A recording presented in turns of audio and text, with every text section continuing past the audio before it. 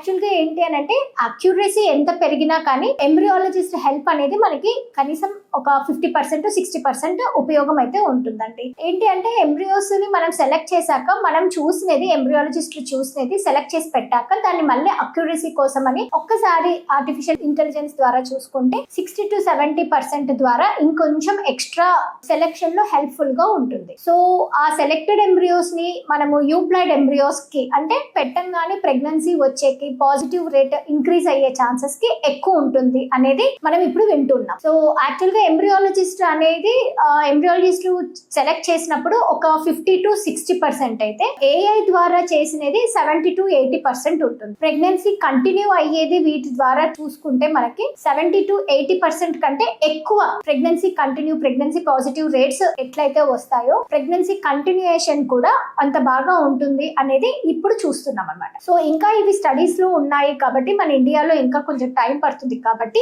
ఇలాంటివి ఏమన్నా చేయాలన్నా కానీ ఒక ఎంబ్రియాలజిస్ట్ హెల్ప్ కూడా ఖచ్చితంగా ఉంటుంది. సో ఇద్దరు కలిసి ఆ ఎంబ్రియోస్ ని సెలెక్ట్ చేసుకొని దాని ద్వారా మనము అది యూప్లాయిడ్ ఎంబ్రియోనా కాదా అనేది మనం చూసుకోవచ్చు అన్నమాట. ఐవీఎఫ్ లో ఏంటంటే మనకు మెయిన్ గా ఐవీఎఫ్ సక్సెస్ రేట్స్ అనేది egg sperm quality and egg sperm నుంచి వచ్చిన ఎంబ్రియో క్వాలిటీ బట్టి డిపెండ్ అయి ఉంటుంది. అది వన్ థింగ్. అండ్ నెక్స్ట్ వచ్చేసి ఎండోమెట్రియం అంటే గర్భసంచి యొక్క పొర ఎట్లా ఉంది, దాంట్లో ఏదైనా ప్రాబ్లం ఉందా, ఈ రెండు థింగ్స్ మనకి మెయిన్ ఇంపార్టెంట్ అనమాట. ఎందుకంటే ఎంబ్రియో ఎండోమెట్రియం అది సింక్రోని ఉంటేనే మనకి బేబీ అనేది యూట్రస్లో ఇంప్లాంట్ అవుతుంది. సో ఎప్పుడైనా ఐవీఎఫ్ ఫెయిల్ అయింది అని అంటే మనం ఈ ఎంబ్రియో క్వాలిటీ అసలు ఎలా ఉంది అండ్ ఎంబ్రియో అనేది జెనెటికల్లీ నార్మల్ ఉందా లేదా అనేది చూసుకోవడం చాలా ఇంపార్టెంట్.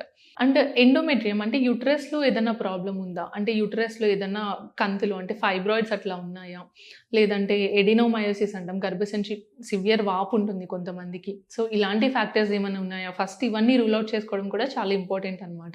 ఐవీఎఫ్ ఒక 2 times 3 times ఫెయిల్ అయితే ఇంకా ప్రెగ్నెన్సీ ఛాన్సెస్ లేదు అనేది ఏమి ఉండదండి. మనకి మల్టిపుల్ ఆప్షన్స్ ఉంటాయి. ఈ ఫ్యాక్టర్స్ అన్నీ ఎవాల్యుయేట్ చేసుకుని మనకి 6 times 7 times చేశాక కూడా సక్సెస్ అయిన వాళ్ళు ఉంటారు. So don't lose hope after 2 to 3 IVF embryo transfer failures.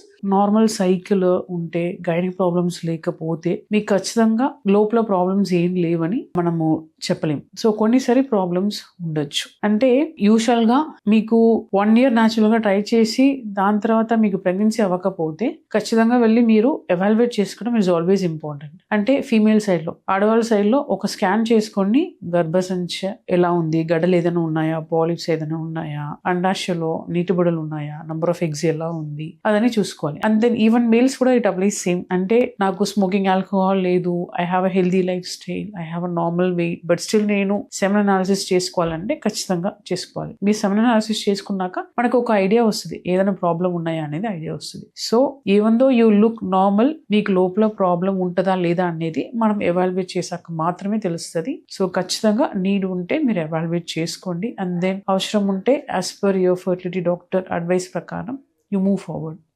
Thank you. మనకి స్టాటిస్టిక్స్ ప్రకారం నార్మల్ గా ఫిమేల్స్ లో కాజెస్ ఒక 30% ఉంటే మేల్స్ లో ఒక 30 to 40% ఉంటుంది. అండ్ కంబైన్డ్ కాజెస్ ఇంకా మధ్యలో ఉంటాయి అన్నమాట. ఒక 30% కంబైన్డ్ కాజెస్ కూడా ఉంటాయి. సో ఎప్పుడూ కూడా ఇన్ఫర్టిలిటీ అనేది, పిల్లలు లేకపోవడం అనేది ఒక ప్రాబ్లం గా మనం ఎప్పుడు చూడకూడదు. కపుల్ కలిసి ఎవాల్యుయేషన్ కి రావాల్సి ఉంటుంది. దానివల్ల ఇద్దరిలో ఎటువంటి ప్రాబ్లమ్స్ ఉన్నాయి అంటే లేడీస్ లో ఓవరీస్ ఓవ్యులేషన్ అంతా బాగా జరుగుతుందా, లేదు జెంట్స్ లో ఏమైనా 7 count ప్రాబ్లం ఉందా, ఇవి చూసుకొని ఇద్దరిని కంబైన్డ్ గా ఎవాల్యుయేషన్ చేసి దాన్ని బట్టి ట్రీట్మెంట్ తీసుకోవాల్సిన అవసరం ఉంటుంది. కాబట్టి ఎప్పుడు కూడా ఇన్ఫర్టిలిటీ అనేది కంబైన్డ్ గా ఎవాల్యుయేషన్ చేసుకోవాలి. కంబైన్డ్ గా వాళ్ళ కండిషన్ ని బట్టి ఎటువంటి ట్రీట్మెంట్ ఆప్షన్స్ ఉన్నాయో చూసుకోవాల్సిన అవసరం ఉంటుంది. ప్రెగ్నెన్సీలో ఎక్కువ మందులు వాడితే ప్రమాదమా, ఎటువంటి మందులు వాడితే బేబీకి హానికరం అనే క్వశ్చన్స్, డౌట్స్ అనేవి చాలా మంది కప్పులు అడుగుతూ ఉంటారు. సో ప్రెగ్నెన్సీలో ఎక్కువ మందులు వాడితే ప్రమాదమా అంటే అవసరం బట్టి వాడాలండి. అన్నెసెసరీ మెడికేషన్స్ మ్యాక్సిమం ప్రెగ్నెన్సీలో అవాయిడ్ చేయటం అనేది చాలా ముఖ్యం. సో ఒక్కొక్కసారి ట్రీట్మెంట్కి వెళ్ళినప్పుడు లేదా మీరు ఏదైనా ఐవీఎఫ్ ట్రీట్మెంట్కి వెళ్ళినప్పుడు ఏమవుతుంది అంటే కొంతవరకు సప్లిమెంటేషన్స్తో పాటు హార్మోనల్ టాబ్లెట్స్ అనేవి కూడా పెడతాం. దాన్ని మన ఈస్ట్రోజన్ ప్రొజెస్ట్రాన్ అని అంటాం. సో ఈ హార్మోనల్ టాబ్లెట్స్తో ప్రెగ్నెన్సీ కన్ఫర్మ్ అయితే డెఫినెట్గా దాన్ని కొన్నాళ్ళ వరకు వాడాల్సి ఉంటుంది అనమాట. ఆల్మోస్ట్ 3rd మంత్ వరకు అన్న మినిమం కంటిన్యూ చేయాలి, స్లోగా డోస్ తగ్గి. సో దీనివల్ల ఎటువంటి సైడ్ ఎఫెక్ట్స్ ఉండవు. At the same time it is more important అనమాట. ప్లస్ ఇంకేమన్నా మెడికేషన్ వాడితే మాకు ప్రమాదమా అంటే depending upon the clinical condition బట్టి. ఒకవేళ ఈ ప్రెగ్నెన్సీకి ముందు ఏమన్నా అబార్షన్స్ అవుతున్నాయి రికరెంట్గా అంటే దానికి కొంతవరకు మేము సప్లిమెంటేషన్ అనేది ఇస్తాం. సో ప్రెగ్నెన్సీ నిలబడటానికి ఇంజెక్షన్స్, అలాగే ఇంకా కొత్త మెడిసిన్స్, దాన్ని ఇమ్యూనోమాడ్యులేటర్స్ అని కూడా ఉంటాము, ఫ్లూయిడ్స్ పెడతా ఉంటాము. సో ఇవన్నీ ఏంటంటే గర్భం అనేది నిలబడటానికి అనమాట.